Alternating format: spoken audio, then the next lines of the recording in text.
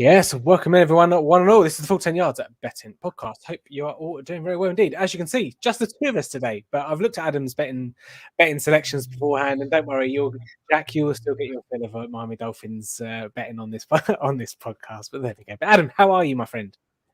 Yeah, I'm really good, thank you, mate. Yeah, looking forward to the weekend. A little annoyed that the Bengals game's on at the same time as the Cowboys versus Chiefs, but that is what it is. I'll have one on Red Zone, I'll have one on computer, so I'll be able to watch both.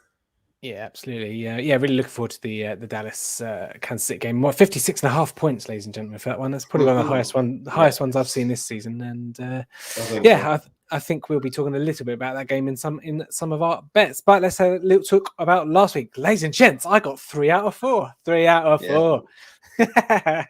God, let's not talk about last week. Yeah, the world is ending, ladies and gents. 3 out of 4 for me, 0 out of 4. Was it a goose egg for you, Ed? Yeah, it wasn't great. What was your spread bet last week then? Titans, yeah. They won by 2, didn't they? Yeah. Never mind. Yeah, never mind. I went either 0 of 4, or if I class Jonathan Taylor at 4-7 as my bet, I might scrape one. But yeah, it wasn't a good weekend. No, it wasn't indeed. Yeah, there we go. But yeah, we shall move on to week 11 then. Thursday night football. I mean, the Falcons just embarrassed themselves. They I don't usually condone birds being put down, but that bird does need to be put down. 25-0 at Patriots. Patriots obviously covered the spread. Unders obviously hit. And if you had Nelson Aguilar anytime touchdown scorer or New England Patriots defense or special teams, you also were quids in. And also if you did any over spread betting on Nick Folk, the field goal yardage, that's also a winner. Absolutely mental, but there we go. Not so rich if you did Young Wei Koo over on the spread bet. There we go.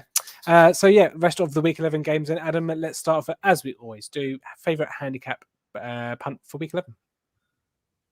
Yeah, I actually struggled with the spreads this week. There wasn't anything that really jumped out at me. I was staring at them for quite a long time. Before realising that Jack wasn't coming on and deciding to go for Miami Dolphins -3. I believe it's now 3.5, so it has ticked up a bit, but it was -3 when I looked at it last night. It's a stupid one. I'm not overly confident in it because I still think the Dolphins are terrible, but I think the Jets are far worse. So with it only being a 3-point spread, I think it's a little bit insulting to any team facing the Jets, frankly, at the moment. And admittedly, they're starting Joe Flacco, who had a perfect passer rating last week, completing all 3 of his passes for a touchdown, so 158.3 passer rating. But is he really going to do much? I don't think so. I think it's probably good news for Elijah Moore, who he seemed to like last week. But other than that, I'm not sure it's good for anyone on that team. The Dolphins obviously have won a couple in a row now. They walked over the Texans in a horrible game. And then the big shock of last week, or started the shocks last week, beating the Ravens on the Thursday night. That was a blitz-heavy line and a blitz-heavy scheme, and I think they're probably going to do that again against the statue of Joe Flacco in the pocket against a poor offensive line. The running game should be good for the Dolphins. Myles Gaskin obviously hasn't been great this year, but the Jets have conceded 62.5% of their touchdowns to running backs. So even though Gaskin's running behind the worst defensive line in the league, has not been doing very well, he can get dump offs and he may be able to take them to the house. One I did look at randomly earlier, I saw that Duke Johnson has been called up from the practice squad for them. So he might be worth keeping an eye on for tomorrow for a price. See if you can get him receiving yard lines on him. I'd imagine they're going to be fairly stingy. They always have been recently. If you're getting double digits, then great, but I'd imagine it's going to be 3-1 or something ridiculous. But yeah, anyway, best spread, Miami -3. Yeah, and that game appears in my totals bet, and it's not a game I'm necessarily looking forward to, or anyone outside of the Jets, maybe AFC's fans and Dolphins fans are potentially looking forward to. Yeah, I agree with Duke Johnson. Duke Johnson's kind of a name that is familiar with the bookies, so again they'll price it accordingly. It's not like a Tony Jones that's recently been activated off IR from the Saints, etc.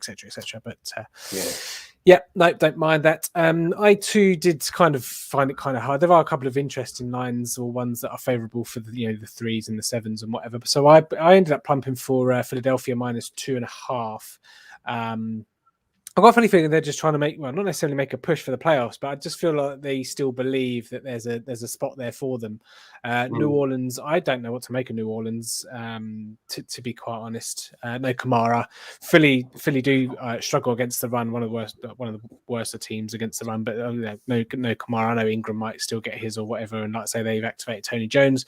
But yeah, Philly at home, -2.5. Again, field goal game. I'm more than happy to take the -2.5 with that. And yeah, I just think New Orleans, I'm not quite sure with all the injuries and everything that's been going on, obviously, post Drew Brees era, injuries all over the place. They haven't got any decent, really wide receivers. They maybe flash for a quarter or two and take it in turns. Tre'Quan Smith's had a couple of touchdowns. Callaway's had a couple of touchdowns or whatever, but it doesn't, I don't know. I don't feel like there's an identity on that offense at all. And I think that doesn't help. That doesn't help with the, Trevor Siemian. Is it going to be Trevor Siemian or Taysom Hill at quarterback? Or obviously, Jameis Winston was the QB as well. So I just think there's a lot of too many interchanging pieces there, which is kind of leading them to just be ineffective and not really doing too much. But Philly -2. I did like, if you teaser it as well, teaser -2.5 to make it +3.5. I thought that was also decent if they lost by a field goal, and then teaser that with Cleveland down to -6.5. I think they're 12.5.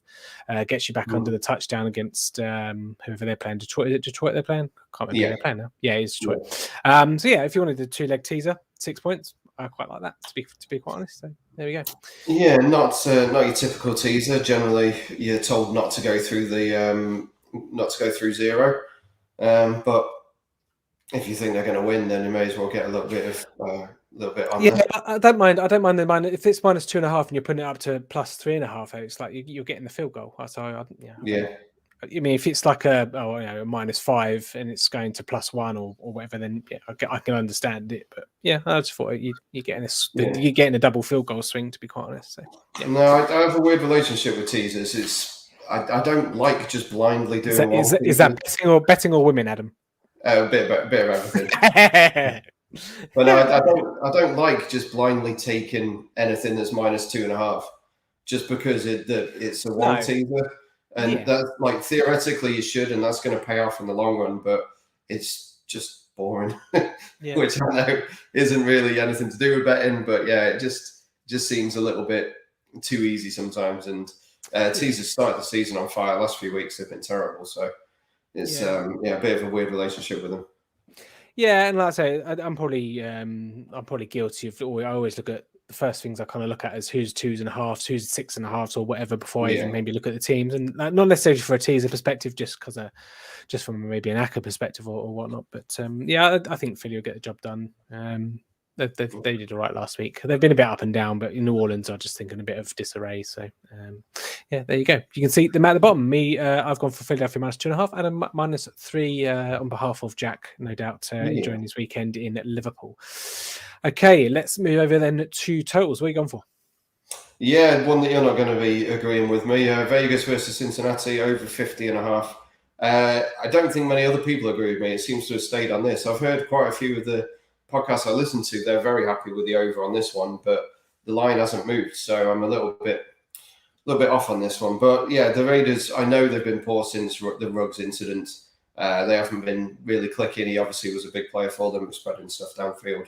But the Bengals haven't been great on defense either. I know they're coming back off the bye week. They've had time to regroup. They should be able to get something together. But Derek Carr's actually been pretty good this year, most of the time. I think Darren Waller should have a decent game against us. Brian Edwards will probably get a couple of deep ones. And I wouldn't be surprised if Deshaun Jackson realizes which way he's facing this week and doesn't turn around and doesn't run around in circles. The one thing I do know, though, is the Bengals are going to put up 25+ points. I think they should be able to take advantage of the Raiders' defense. Fair enough, the Raiders can get pass rush, which I'd imagine you're going to come to, and they might put pressure on Burrow, but I don't think he's really that bothered about it. He's one of the best players in the league under pressure. Chase, I think, is going to rebound after a couple of poor games. He's seen the dead heat odds on his offensive rookie of the year, because some people don't know what dead heat means. And he's going to realize he needs to step up again. He needs to start catching those balls. He could have had 200 yards against the Rams last week if he didn't drop some. So he needs to get that back. I think it's going to be 30+ points for the Bengals and probably 20-ish for the Raiders. 34-20, something like that will do me. Nice easy cover for the Bengals, and yeah, over my total. Yeah, I just think. Give me my buddy dog's barking now. My dog doesn't like your baiting, Adam. Yeah, no, I just think defense is maybe slightly on top in that game. I'll take what you're saying, board. I just thought it was quite a high line. I know you said that the Bengals can get over 25, but then that still means that the Raiders have to get a decent amount. I just think there's a bit of stutter in there on the Raiders side of things, and like I say, I think that Max Crosby's been one of the better defensive players this season for the Raiders. So yeah, it'd be interesting to see how the game goes. I just thought the line was a tiny bit high to get to 50, but especially since you've got those two teams, and then you've got 6 points more for Dallas and Kansas City. But perspective kind of thing. But I've gone for the Jets and Miami game that we previously spoke about. I've gone under. What have I gone under? I've gone under something here. 45.5, is it? Hey, hang on, let me put me under. There we go, under 44.5. You got Joe Flacco at quarterback. I know he's just kind of be more a bit of a YOLO quarterback and whatnot, and these two aren't two great teams, but these teams aren't great offenses. They average, if you add their average points per game on season, it comes to like 35.5 or something stupid. They are teams that turn the ball over quite a lot. So therefore, if you have longish drives, it can all be done. Done by a turnover, and you don't score any points at the end of the day. So 44.5, I expected this one to be like a 41, stupid dog, 40-41 kind of area, because these are two teams I think are pretty much dead. I don't think there's any playoff aspirations, and they're not great teams. I don't think that's going to score many points, and there we go. Yeah, the only worry would be obviously the Jets' last 5 games is the second worst 5-game set in history for giving up points. So that's the only worry. But obviously, it's the Dolphins. I'm not a big Dolphins fan. Sorry, Jack. But there we go. Yeah. Okay, let's move over so I can go on mute. Adam, 2 touchdown scores. Yep, I've gone with Michael Gallup, who is someone you will agree with this week. I think obviously the Amari Cooper news, him going on. I think he went on IR, didn't he, for the 3 games? Automatically. No, he's COVID. Oh, was it COVID? Sorry. He's still missing. He's still missing this one, and he's still missing Thursday night because he's 7 days. There you go. So 2 games. So he's out for a couple of games. So it automatically puts Gallup straight back in to wide receiver 2. Gallup actually had the second most amount of snaps of the wide receivers last week behind Cooper.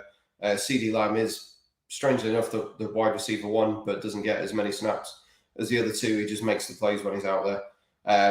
Gallup returned last week, 3 receptions from 5 targets for 42 yards.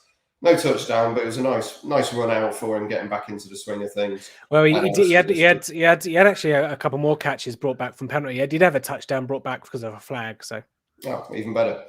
Getting higher than 2-1 on Betfred, 9-4 for him. I thought that was too much to overlook. I had a couple more touchdown scores. I had quite a few bigger ones this week. I went with Mooney, Dawson Knox, and Adam Troutman.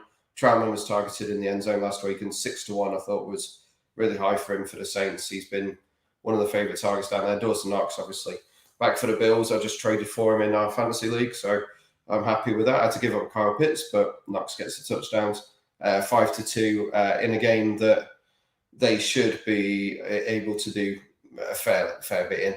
And Mooney for the Bears, again, it's over 2-1. I'm going to take that for him.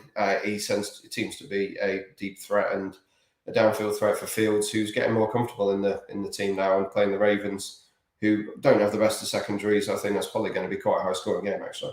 Probably should have looked at that one from a total. The one for this podcast was Michael Gallup, 9-4 on Betfred. Yeah, I think I saw that game was off the board. I think I saw something to do with Lamar Jackson and an illness, not COVID, but just still COVID. He has a bit of a cold, apparently. Yeah, there we go.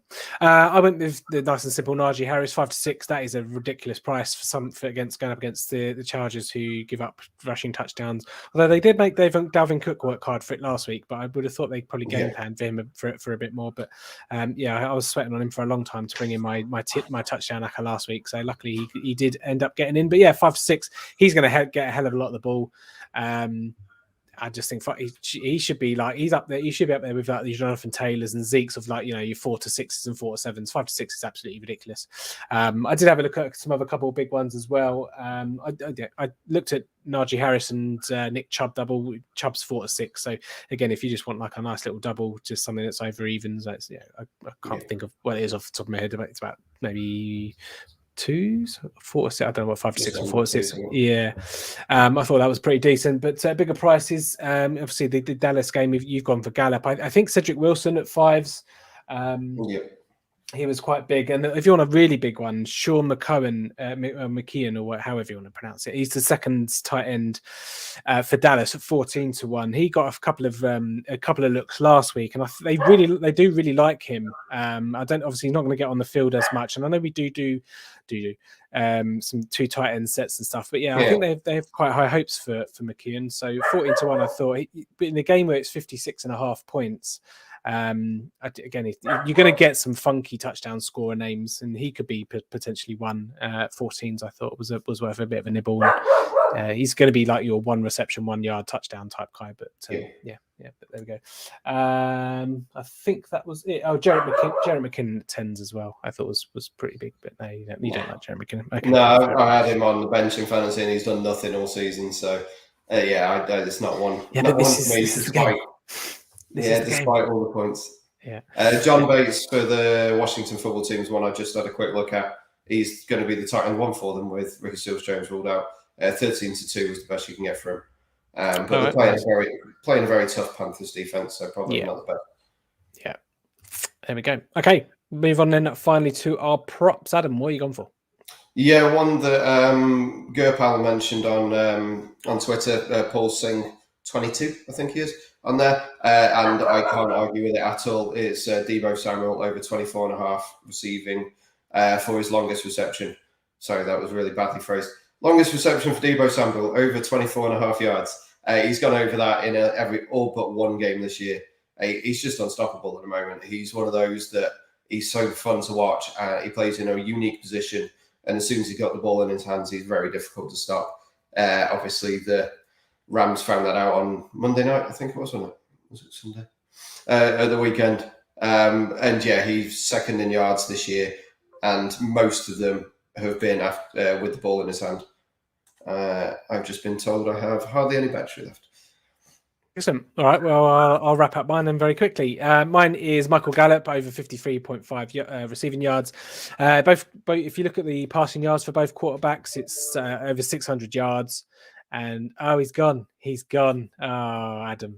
But anyway, part of the quarterbacks over 600 yards passing, so they've got to go somewhere. Like I say, Amari Cooper, Michael Gallup. I'm pretty sure what have I got here. Where's my notes? I know. So I wouldn't mind Cedric Wilson as an alternative. He is at 33.5 yards. He's done that 3 of the last 4.